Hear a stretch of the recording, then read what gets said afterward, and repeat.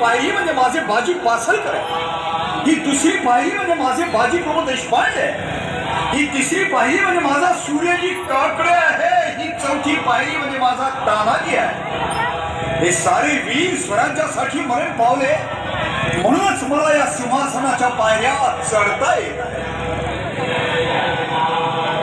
महाराज थांबा, तुम्ही आता या स्वराज्याचे भूपती होणार आहात. धर्मशास्त्राच्या आणि वेदांच्या आज्ञेप्रमाणे तुम्ही प्रतिज्ञा घ्या. म्हणा.